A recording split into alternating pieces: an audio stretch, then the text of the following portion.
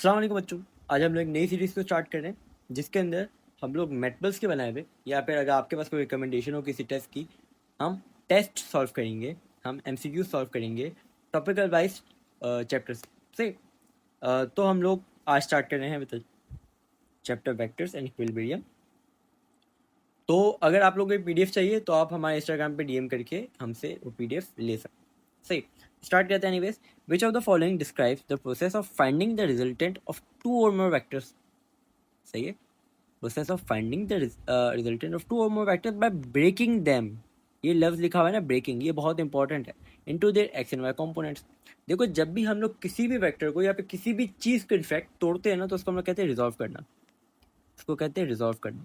तो जब भी बात होगी कि किसी वेक्टर को, जैसे ये वेक्टर, लेट्स से ये वेक्टर ए है, इसको अगर मैं तोड़ दूँ इसके एक्स कंपोनेंट, यानी इसको मैं तोड़ दूँ लेट्स से ए एक्स में और इसको मैं तोड़ दूँ ए वाई में। सही है, तो ये कहलाएगा रेजोल्यूशन ऑफ अ वेक्टर, यानी वेक्टर को हमने रिजॉल्व कर दिया इनटू इट्स कंपोनेंट। अगर सवाल में पूछा जाए कि रेजोल्यूशन वेक्टर को कहलाता है तो हम कहेंगे resolution of a vector into its components. अगर पूछा जाए कि resolution of a vector into its perpendicular components का क्या मतलब है, इसका मतलब ये हुआ कि हम लोग वेक्टर्स को ऐसे तोड़ें कि इसके जो कंपोनेंट्स हैं ना वो म्यूचुअली 90 डिग्री के एंगल पे, यानी म्यूचुअली परपेंडिकुलर। सही है, साथ साथ पढ़ाता भी जा रहा हूँ ताकि कॉन्सेप्ट आपका रिवाइज होता जाए। तो ऑप्शन देखते हैं। ऑप्शन है वेक्टर सबट्रैक्शन, ना। स्केलर मल्टीप्लिकेशन, ना। Resolution of vectors into perpendicular component, जी हाँ, ये होगा इसका आंसर। सही होगा। आगे बढ़ते हैं। If a vector has an x component and a y component, जो मैंने आपको ऊपर करके दिखाया, its magnitude can be calculated by. देखो, मैग्नीट्यूड निकालने का बहुत सिंपल सा तरीका होता है। मैग्नीट्यूड निकालने का तरीका होता है ए एक्स स्क्वायर प्लस ए वाई स्क्वायर, और इस पूरी इक्वेशन को अंडर रूट में लेते हैं। इस पूरी इक्वेशन को अंडर रूट में लेते हैं, तो जो भी आंसर आएगा उसका होगा मैग्नीट्यूड आएगा अंडर रूट में। तो ये आंसर है हमारा। सही, तो देखते हैं यहाँ कहाँ पे लिखा हुआ है ए एक्स प्लस वाई। ये हमारे पास क्या हो जाएगा, ये हमारे पास एल्जेब्रिक तरीका हो जाएगा। ये हमारे पास क्या हो जाएगा, ये हमारे पास एल्जेब्रिक तरीका हो जाएगा। ये नहीं होता, यहाँ पे अंडर रूट आना चाहिए और यहाँ पे भी अंडर रूट आना चाहिए। सही है, तो अगर हम लोग अंडर रूट कंसिडर करें तो यहाँ पे प्लस की साइन है, यहाँ पे नेगेटिव की साइन है, तो कौन सा होगा, सी होगा। यानी अंडर रूट ए एक्स का स्क्वायर प्लस ए वाई का स्क्वायर। सही, याद रखना, कभी भी बाबलों की तरह डायरेक्टली ऐड करके मत आ जाना, कोई मार्क्स नहीं मिलेंगे। The direction of a resultant vector, ये अच्छा सवाल लग रहा है, with component R x and R y can be found using the formula. R x और आर वाई का हम लोगों को रिजल्टेंट निकालना है, ठीक है। तो पहला ऑप्शन ठीक है, टेन, ये मैं आपको पढ़ा चुका, नहीं पहला ऑप्शन कैसे ठीक है, tan theta is equal to R y upon R x, ये होता है। Sine theta is equal to R y upon R cos theta is equal to, अच्छा बाकी ऑप्शन इन्होंने सही दिए, मतलब ये भी सही है और ये भी सही है। आई गेस यहाँ पे प्रिंटिंग में मिस्टेक आ गई होगी, यहाँ पे प्रिंटिंग में मिस्टेक आ गई होगी। ये R y upon R x होना चाहिए। अगेन, हमसे भी कभी कभार गलती हो जाती है क्योंकि ये हम लोग खुद नहीं बनाते, ये हम लोग किसी से बनवाते हैं। तो अगर यहाँ पे कहीं पे मिस्टेक हो जाए तो we are sorry about it. तो इसके अंदर ऑप्शन अगर ये देखा जाए, अगर ये करके देखा जाए, क्योंकि टेन थीटा के अंदर आर वाई ऊपर आता है और आर एक्स नीचे आता है, याद रखना। तो ए भी ठीक होगा, बी भी ठीक होगा क्योंकि आर वाई ऊपर आ रहा है, और सी भी ठीक होगा क्योंकि आर एक्स ऊपर आ रहा है। तो इसका आंसर होगा ऑल ऑफ द अबव। सही है। A vector f has a magnitude of 10 Newton and makes an angle of 30 degrees with positive x-axis, मतलब ये हमारे पास 1 या 4 क्वाड्रेंट हो सकता है। सही, what is the component F x and F, अच्छा ये इससे अंदर पूछा भी नहीं है। चलो, एक है एफ एक्स और एक है एफ वाई। सही है, अब जब एफ एक्स की बात होगी तो एक्स कंपोनेंट हम लोग हमेशा कॉस थीटा से लेते हैं, क्योंकि हम लोग एक्स कंपोनेंट को बेस से रिलेट करते हैं, मैंने आपको वेक्टर वाले चैप्टर में पढ़ाया था। और जब वाई कंपोनेंट की बात लेते हैं तो साइन थीटा लेते हैं, क्योंकि इसे हम लोग परपेंडिकुलर से रिलेट करते हैं। तो जिस कंपोनेंट के अंदर 30 डिग्री कॉस थीटा में आ जाए वो हो जाएगा हमारे पास हमारा एक्स कंपोनेंट फोर्स का, और जहाँ पे 30 डिग्री साइन थीटा के साथ आ जाए तो वो हो जाएगा हमारे पास वाई कंपोनेंट। ठीक है, तो F x 10 cos theta, 10 cos 30 degree F, ये तो बिल्कुल ठीक है। दूसरे ऑप्शन में देख लेते हैं, हो सकता है डबल हो जाए। एफ एक्स के यहाँ पे साइन थीटा दे दिया तो ये गलत हो गया, डिवाइड कहीं पे भी नहीं होता और यहाँ पे भी डिवाइड हो रहा है, तो इसका आंसर, और ये टेन थीटा भी नहीं लगता, तो इसका आंसर क्या होगा, इसका आंसर होगा ए। समझ में आया क्यों? क्योंकि एक्स कंपोनेंट को रिलेट करते हुए कॉस थीटा लगाना है आपने और वाई कंपोनेंट को रिलेट करते हुए साइन थीटा लगाना है, अनटिल अनलेस सवाल के अंदर इस वाली जगह पे आपको ना घुमाया जा रहा हो। मोस्टली नहीं घुमाया जाएगा, अगर घुमा दिया तो हम लोग को पता होना चाहिए। ठीक हो गया? अच्छा, two forces of F1 is equal to F1 F हाँ सही 3i plus 4j and F2 is equal to 2j minus 2i minus j act on an object, what is the resultant. अच्छा, अब यहाँ पे रिजल्टेंट निकालना है। तो देखो यहाँ पे रिजल्टेंट निकालने का बहुत आसान सा तरीका है, क्योंकि रिजल्टेंट मांगा हमसे किस में, हमसे मांगा है ये वेक्टर्स में, हमसे किस में मांगे, ये वेक्टर्स में। तो बिल्कुल भी होशियारी करके इसका मैग्नीट्यूड हमने नहीं निकालना, सही है। तो 3i है और यहाँ पे 2i है, प्लस प्लस दोनों ऐड हो जाएंगे, 3i plus 2i plus 4j और यहाँ पे माइनस का साइन है, माइनस j। ठीक है, तो 3i प्लस 2i हो जाएगा 5i और प्लस माइनस प्लस ये हो जाएगा हमारे पास हमारा 3j। ठीक है, यहाँ तक क्लियर है? होपफुली यहाँ तक किसी को कोई मसला नहीं होगा। तो इसका हमारे ऑप्शन में है ये रहा, सही। अच्छा, अगर यहाँ पे मल्टीप्लिकेशन होता ना तो हम नेगेटिव के साइन लेते, क्योंकि हम एमबीबीएस वाले बच्चों का और हम एमडीकेट वाले बच्चों का मैथ बहुत खराब होता है। और ये वेक्टर वाले चैप्टर ऑटो सिलेबस मतलब अभी अभी आया है, तो मैं फिर भी बता दूं कि गलती से भी ना यहाँ पे नेगेटिव मत ले लेना गया है, क्योंकि नेगेटिव है तो नेगेटिव की साइन होनी चाहिए। वो सिर्फ और सिर्फ मल्टीप्लिकेशन में होता है, एडिशन में नहीं होता। एडिशन में जो वैल्यू बड़ी है उसकी साइन आएगी। ठीक हो गया? आगे बढ़ते हैं। अच्छा, ये चीज़ मैंने आप लोगों को नहीं पढ़ाई है तो मैं आपको बता दूं। देखो, हम लोग ना जब भी बात करते हैं अपने ज्योमेट्री की, तो हम लोग बेसिकली एक ऐसी चीज़ बनाते हैं जिसको हम लोग कहते हैं क्वाड्रेंट सिस्टम। तो ये कहलाते हैं फर्स्ट क्वाड्रेंट, ये कहलाते हैं सेकंड क्वाड्रेंट, ये कहलाते हैं थर्ड और ये कहलाते हैं फोर्थ।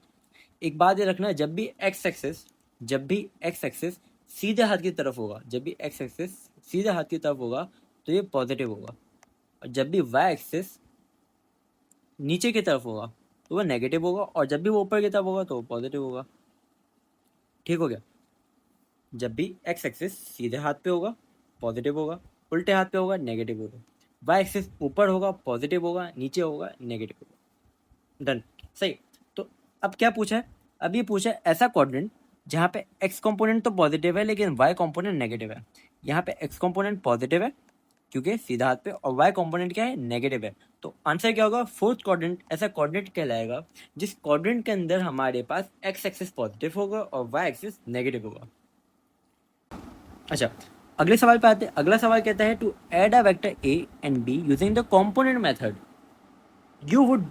अच्छा, कंपोनेंट मेथड क्या होता है? जैसे फॉर एग्जांपल मैं एक्स एक्सिस की बात करें तो ए एक्स साइन थीटा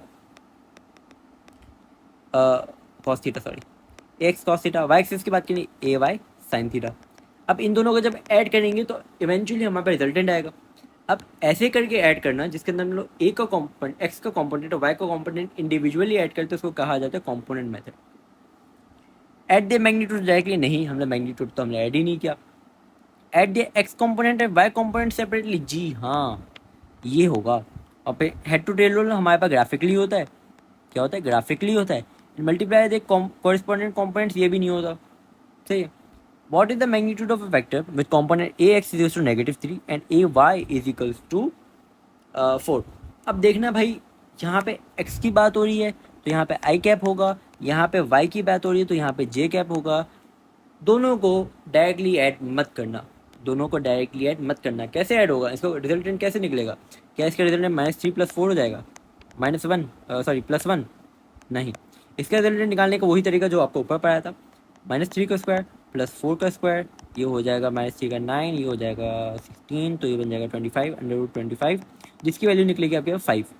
तो इसकी वैल्यू होगी 5 यानी बी। ठीक हो गया? क्यों? ये चीज़ मैं आपको ऊपर पढ़ा चुका हूँ तो वापस इतनी डिटेल में नहीं कराई। आगे बढ़ते हैं। अबे अच्छा, when finding the sum of multiple vectors, जब हम लोग मल्टीपल वैक्टर्स को आपस में ऐड करें using the perpendicular components, the angle of each vector are typically measured with respect to the. अच्छा, ये चीज़ बहुत इंपॉर्टेंट है। देखो, जब भी हम लोग वेक्टर्स को ऐड करते हैं, ठीक है, और उसको परपेंडिकुलर कंपोनेंट में रिजॉल्व करने के बाद ऐड करते हैं, तो याद रखना, ये याद रखने वाली चीज़ है कि हम लोग वेक्टर का जो बेसिकली रेफरेंस लेते हैं ना, हम लोग वेक्टर्स का जो बेसिकली रेफरेंस लेते हैं ना, यहाँ पे जिस रिस्पेक्ट से हम लोग वेक्टर्स को एनालाइज करते हैं वो होता है एक्स एक्सिस। सही है, हम लोग हमेशा एक्स एक्सिस को देख के वेक्टर्स को करते हैं। सही, एक्स कंपोनेंट की बात नहीं हो रही, यहाँ पे एक्स एक्सिस की बात हो रही है। Which statement is true regarding the sum of vectors using perpendicular components. सही है, रिगार्डिंग हमने जब वेक्टर्स को उसके परपेंडिकुलर कंपोनेंट्स में तोड़ के ऐड करें जो हमने ऊपर पढ़ा था, तो कौन सी स्टेटमेंट ट्रू है? It works only for two vector, बिल्कुल भी नहीं, मल्टीपल वेक्टर्स के इस्तेमाल हो सकता है। इनफैक्ट हमारे पास तमाम जितने भी परपेंडिकुलर वेक्टर्स सबके लिए इस्तेमाल हो सकता है। It simplifies vector addition to a scalar. हाँ, ये बेसिकली क्या करता है, ये हमारे पास जो हमारा वेक्टर एडिशन है ना, उसको सिंप्लीफाई करके स्केलर एडिशन के आसपास ले आता है। और क्योंकि हम लोग स्केलर एडिशन में नॉर्मली अच्छे होते हैं, तो हम लोगों के लिए यहाँ पे आसानी हो जाती है। इट डिवाइड रिक्वायर्स है नहीं भाई, it only provide the magnitude not the direction है। नहीं भाई, इसका आंसर क्या होना चाहिए? इसका आंसर बी हो। सही, वेक्टर हमारे पास आंसर वेक्टर में आता है तो सही। The scalar product of two vectors A and B is given by the formula. Scalar product है, सही है, scalar product A dot B. सही है, साइन थीटा होता है? नहीं, क्रॉस प्रोडक्ट में होता है। ए क्रॉस बी नहीं, यहाँ पे मैग्नीट्यूड की बात हो रही है, लेकिन यहाँ पे कॉस थीटा आने से हो रही है। अनटिल अनलेस यहाँ पे स्पेसिफाई क्या होता है कि 0 डिग्री पे बात हो रही है, तो अगर कॉस थीटा नहीं भी आता तब भी चलता। तो इसका आंसर क्या होगा? बी होगा। ए प्लस बी तो हो ही नहीं सकता। A scalar product in assist to the dot product of two vectors result in a scalar product मतलब scalar quantity.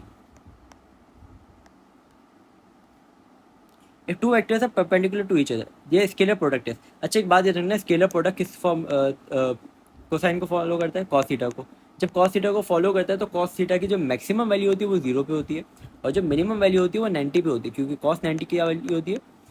कॉस 90 की वैल्यू होती है 0, और कॉस 0 की क्या होती है? 1 होती है।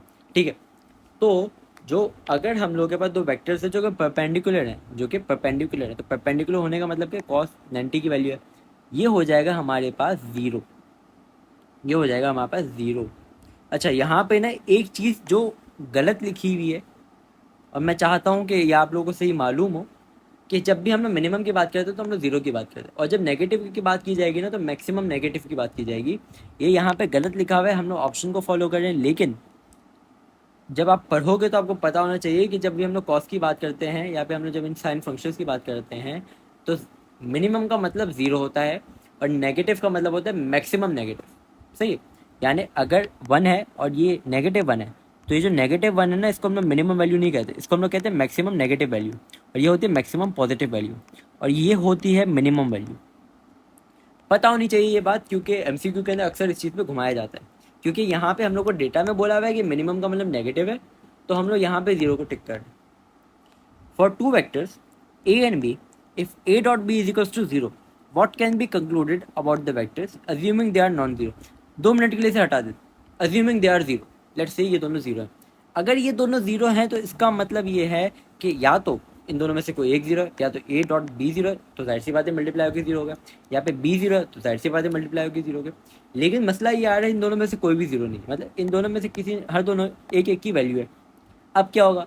जो ऊपर पढ़ा था, अगर कॉस की वैल्यू 90 डिग्री हो गई, अगर कॉस की वैल्यू 90 डिग्री हो गई तो एक्सप्रेशन क्या होगी? 0। तो A dot B into 0 is equal to 0। इसका मतलब ये है कि ये जो दो वेक्टर्स हैं ये आपस में परपेंडिकुलर होंगे, यानी सी। सही है, आगे बढ़ते हैं। What is the scalar product of A is equal to 2i plus C J and B is equal to 4i minus. Scalar product मतलब क्या हुआ? Dot product. अब क्योंकि मल्टीप्लाई कर रहे हैं, मल्टीप्लाई में याद रखना कि आई डॉट प्रोडक्ट के अंदर is equals to 1, J dot J is equals to 1। तो जो आंसर आएगा उसके अंदर ना तो आई आना चाहिए ना ही जे आना चाहिए। क्यों? क्योंकि वो मल्टीप्लाई होकर 1 हो गया। 2 इंटू 4 8, 3 इंटू 1 1, मतलब 3। क्योंकि नेगेटिव है, मैंने आपको बोला था मल्टीप्लीकेशन के साइन आती है नेगेटिव की, एडिशन के अंदर बड़े नंबर की साइन आती है, क्योंकि यहाँ पे मल्टीप्लाई कर रहे हैं तो यहाँ पे नेगेटिव आएगा। 8 माइनस 3, 8 माइनस 3 क्या होता है? 5। तो आंसर होना चाहिए 5। 8 माइनस 3 टू 5। ठीक है, क्यों आई और जे क्यों नहीं आया? आई और जे इसलिए नहीं आया क्योंकि डॉट प्रोडक्ट की बात थी, और डॉट प्रोडक्ट के अंदर आई और जे, आई से मल्टीप्लाई हो गया, जे जे से मल्टीप्लाई हो गया, that gave us the answer 1। सही है, और 1 हम लोग जाहिर सी बात है लिखेंगे नहीं। The work done by a constant force acting over a displacement given by W is to F is an example of. हमने पढ़ा भाई कि भाई वर्क हमारे पास स्केलर क्वांटिटी की एग्जांपल होती है, वेक्टर प्रोडक्ट स्केलर प्रोडक्ट की एग्जांपल होती है। फिर भी याद ना है भाई, डॉट लिखा हुआ है, डॉट प्रोडक्ट क्या देता है? डॉट प्रोडक्ट स्केलर क्वांटिटी देता है। सही है, आगे बढ़ते हैं। If the angle between two vectors is 0 degree, अगर दो वेक्टर्स के दरमियान जो एंगल है वो 0 डिग्री है, मतलब वो सेम जगह पे है। दे स्केलर प्रोडक्ट इज, हमने अभी पढ़ा, मैक्सिमम पॉजिटिव। अच्छा, जो मैंने चीज़ पहले कही थी ना, वही चीज़ यहाँ पे मैंशनड है। मैक्सिमम नेगेटिव यहाँ पे लिखा हुआ है ना, ये ऑल्दो ये हमारा आंसर नहीं, लेकिन ये बात आपको मालूम होनी चाहिए। तो क्या होगा? Maximum positive. Given two vectors A and B, if the scalar product is negative then the angle between them. चलो ये बहुत अच्छी बात कर दी, ये चीज़ भी क्लियर कर देते हैं। देखो, जब कॉस थीटा की बात होगी तो 0 से लेकर 90 डिग्री तक हमारा जो आंसर आता है वो पॉजिटिव आता है। 90 डिग्री पे आंसर 0 हो जाता है, और 90 से 180 तक, क्योंकि 180 पे तो एंटी पैरेलल हो जाते हैं ना, तो वापस से मैक्सिमम हो जाता है। 90 से 180 तक हमारे पास हमारा आंसर नेगेटिव आता है। तो अगर वैल्यू स्केलर प्रोडक्ट की क्या है? नेगेटिव है, तो हमारे पास एंगल बिटवीन 90 और 180 होगा, यानी 90 से बड़ा होगा। तो यहाँ पे क्या आ रहा है? ऑब्ट्यूज। ऑब्ट्यूज एंगल 90 से बड़ा होता है, तो आंसर होगा बी।